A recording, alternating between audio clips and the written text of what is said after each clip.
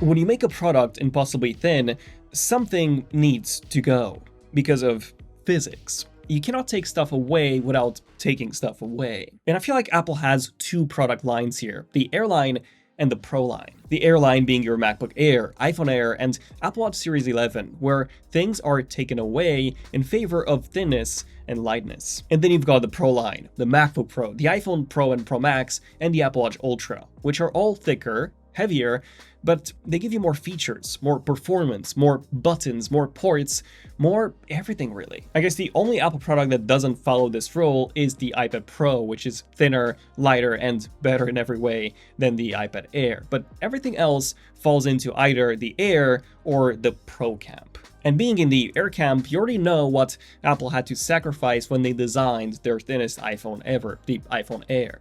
And that's the battery and the cameras. So the real question is, how much were they sacrificed and how does it actually feel to use the iPhone Air long term? Well, I've spent over a month daily driving the iPhone 17 Pro Max, and the moment I was done with this review, I switched to the iPhone Air, which I've been using for the past few weeks as my primary phone. But before I talk about the battery and the camera, I should talk about the feel of using the iPhone Air, which is by far the best part about this phone. And I just wanted to give a quick shout out to our sponsor ESR with their awesome range of accessories to keep this iPhone 17 Pro right here protected. Okay, so back to how the iPhone Air feels to use. The moment I picked it up, it reminded me of the iPhone X. That feeling that for the first time in so many years, we had a different iPhone. One that truly feels innovative. That's exactly how the iPhone X and the iPhone Air both made me feel. It also reminded me of the iPod Touch 7th Gen, that insanely thin device that weighs almost nothing. Even today, I'm still amazed by how insanely thin and light the iPod Touch 7th Gen is. And guess what? The iPhone Air is even thinner while featuring a much larger display. Honestly, holding this in my hand just feels unreal. It kind of feels like I'm holding a sheet of glass. And it feels especially impressive when I've got it in my pocket because it kind of feels like I've got nothing in by being so thin and light. Like even working out with the iPhone in my pocket was something that I was able to finally do without feeling anchored by my pocket. And coming from my 17 Pro Max, which I was also using with a case on, it's been a night and day difference. The moment I started using the Air, it kind of felt as if I had jumped 8 years into the future. Plus, it's also perfectly balanced in my hand, whereas the 17 Pro Max is very top heavy, so I often felt like it was about to tip over. Then the screen size has been perfect for me. Yes, it is smaller than the 17 Pro Max, but bigger than the 17 and 17 Pro. So for me, this has been awesome. Great for one-handed usability, yet big enough for consuming content too. Like all in all, I'm not even kidding, this has been the best feeling phone I've ever used. And once you use it, it will be very hard to go back to a traditional phone.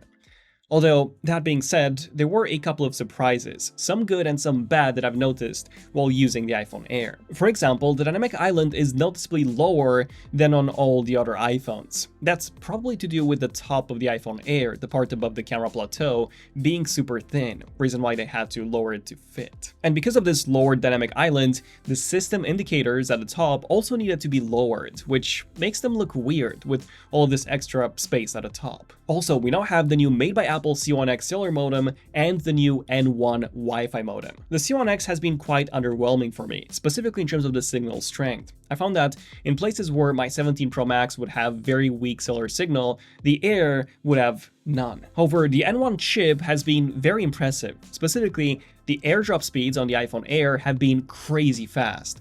Just as fast as on my 17 Pro Max, to be honest, which also has the same N1 chip, and both noticeably faster than my 16 Pro Max AirDrop speeds. Speaking of speeds, while the 17 Pro Max has been a major performance upgrade over my 16 Pro Max, the Air actually felt noticeably slower and laggier to use than my 17 Pro Max, despite having the same A19 Pro chip with 12 gigs of RAM.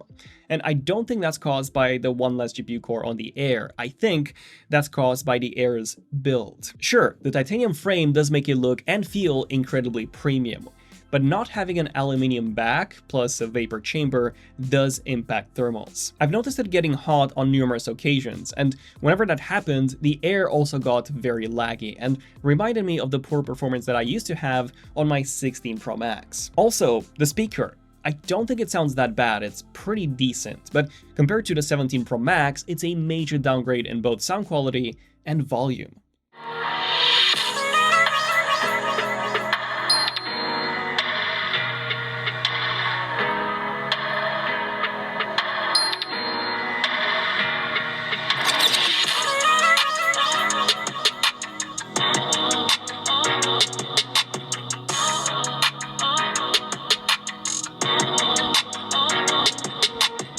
However, the real downgrade for me has been not having a bottom-facing speaker at all, because usually when I shower, I have my phone with me to listen to music or podcasts, and I leave it on the side of the bathtub for the audio to bounce off my wall to be amplified. I obviously cannot do this with the iPhone Air. Which brings me to the two main sacrifices that you do get with the iPhone Air: the battery and the camera. But before that, earlier I mentioned ESR's range of accessories for the iPhone 17s, which offer the ultimate all-around protection. We've got their classic hybrid magnetic case that comes with a built-in zinc alloy camera guard, which doubles as a stash stand. This offers a ton of viewing angles so that you can watch videos just like this one. Also, the MagSafe magnets are twice as strong as their competitors, so that MagSafe battery banks always have the perfect connection. Oh, and the backplate here is 1.5 millimeters thin, so charging is more efficient too. Besides this, there's a capacitive camera control button that works really well. ESR also offers Armorite Pro screen protectors that are super easy to install. Just drop them in the tray, pull the tab,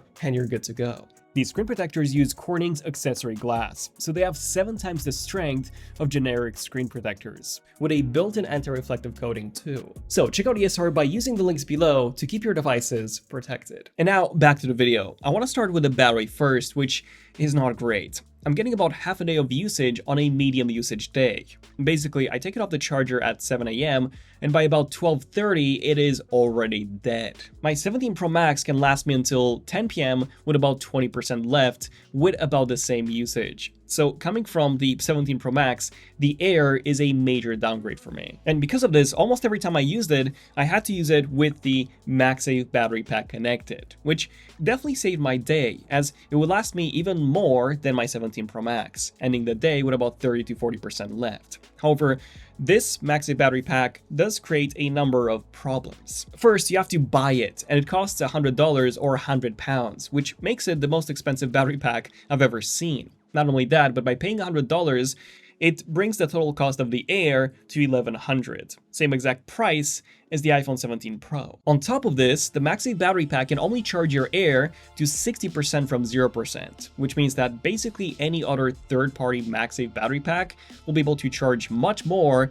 and also for a much lower price. It also makes the iPhone Air noticeably thicker, which negates the whole idea of the iPhone Air in the first place. It's also not water resistant, so you do need to be careful if you use it outdoors and it starts raining. And since the iPhone Air doesn't support reverse wireless charging when charging the MagSafe battery pack like the old one, that means if you want to charge them both at the same time, you need to plug the cable into the battery first while it's connected to the iPhone. However, this MagSafe battery pack does not support fast charging, which means that it takes a very long time to charge both, 2 hours and 30 minutes. It also doesn't support MagSafe, so if you've got some MagSafe stands, you would need to remove that MagSafe battery pack first and then charge that separately via USB-C. Lastly, wireless charging tends to make your iPhone heat up more. The Air already doesn't have a great battery life, so if you charge it once or twice a day, especially while using a MagSafe battery pack too, which also adds more heat, the long-term battery health will very likely suffer quite a bit. So while I do think that the MagSafe battery pack is a must when using the Air,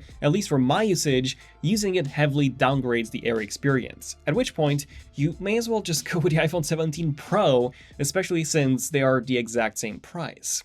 Which brings me to the camera, the second big sacrifice of the iPhone Air. Personally, I don't mind the lack of the ultrawide module that much, but what I do mind is the lack of the telephoto. There were so many times when I needed to zoom in more, especially when I go to tech events. At the Snapdragon Summit in Hawaii last month, I was able to take some stunning close-up photos, such as this, or this, or this, or even this. None of these would have been possible with the iPhone Air, which maxes out at 2x lossless zoom, as opposed to 8x on the Pro models. So yeah, that's a significant difference. Also, not having Pro features like ProRAW for photos or ProRes for videos has also been a major downside for me too, as I do occasionally shoot in ProRAW or even ProRes in apps like Kino for more dynamic range, and on the Air, I just don't have these options at all. Not even to mention the insanely slow transfer speeds on the Air, since we still have only a USB 2.0 port. So the speeds are literally 20 times slower compared to the iPhone 17 Pro Max. So transferring my footage to my Mac has been very slow via cable, so I had to resort to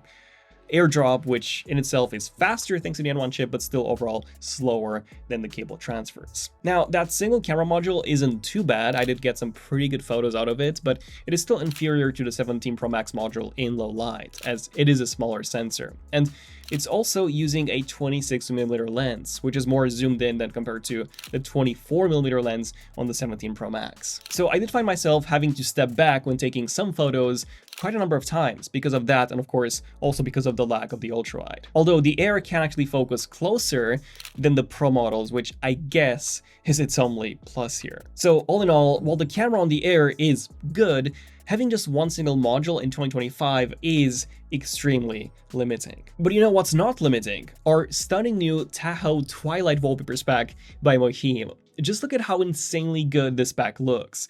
Not just on my MacBook Air here, but also on my iPad Pro, my iPhone, and even on my Apple Watch. You can check it out in our app wallpapers, link down below. So all in all, I loved using the iPhone Air. It felt like a glimpse into the future coming from my bulky and heavy 17 Pro Max.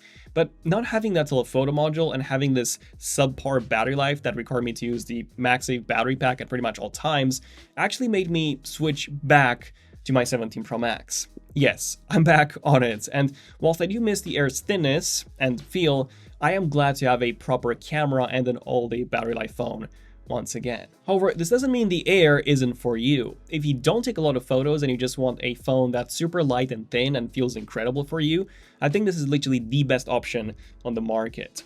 Although, in my opinion, the Air is more of a proof of concept for Apple's next ultra-thin phone, the iPhone Fold, which is rumored to launch next year and be even thinner than the Air when unfolded. But until then, I guess the question is, do you follow your heart and go with the beautiful Air, or do you follow your brain and go with a Pro for $100 more? Well, judging by the sale numbers, I think most people decided to follow their brain. Either way, it's your choice, and that's fine. For me, I think I'll stick with the Pro Max for the foreseeable future. The Air would need to come with a much larger silicon carbon battery and dual cameras for me to even consider it. And by the time that happens, I'm pretty sure we'll already have the even better iPhone Fold. And until then, let me know your thoughts on the iPhone Air and if you actually picked one up. Check out our app wallpapers for these stunning designs. I'm Daniel, this is ZONEofTECH, and I'll see you guys in the next one. ZONEofTECH, signing out. Cheers.